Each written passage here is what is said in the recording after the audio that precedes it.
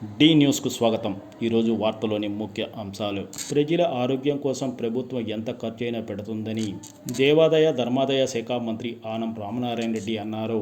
గురువారం కనిగిరి శాసనసభ్యులు డాక్టర్ ముక్కు ఉగ్ర నరసింహారెడ్డి ఆధ్వర్యంలో అమరావతి గ్రౌండ్ నందు జరిగిన సీఎం రిలీఫ్ ఫండ్ కార్యక్రమంలో మంత్రి ఆనం రామనారాయణ రెడ్డి పాల్గొని 38 మందికి 24,26,532 రూపాయల చెక్కులను ఆయన పంపిణీ చేశారు.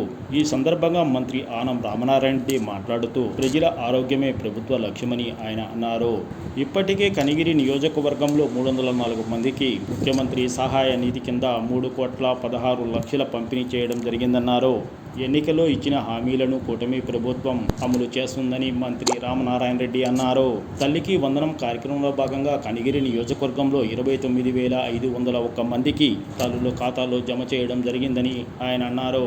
గత ప్రభుత్వంలో రేషన్ కార్డు కొరకు ప్రజలు తీవ్రంగా ఇబ్బందులు పడ్డారని, ఆ ఇబ్బందులను తొలగించేందుకు కూటమి ప్రభుత్వం అన్ని ఏర్పాట్లు చేసిందని ఆయన అన్నారు.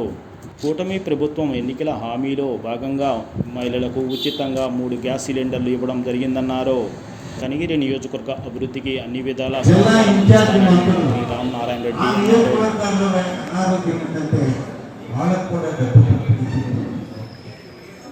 ఈ విధంగా లక్షలాది మంది ప్రజలకి మంచి ఆరోగ్య భద్రతను కల్పించేటువంటి కార్యక్రమం ఈరోజు మన రాష్ట్రంలో మన ప్రభుత్వం ఏర్పాటు చేసుకుంటూ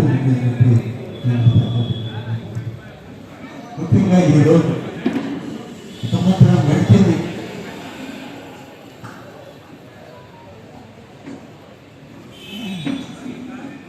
సంవత్సరం పూర్తయింది. ఈ ప్రభుత్వం ఎన్నికలకు ముందు ప్రతి ఇంటికి వచ్చాం, ప్రతి ఒక్కరిని కలిసాం.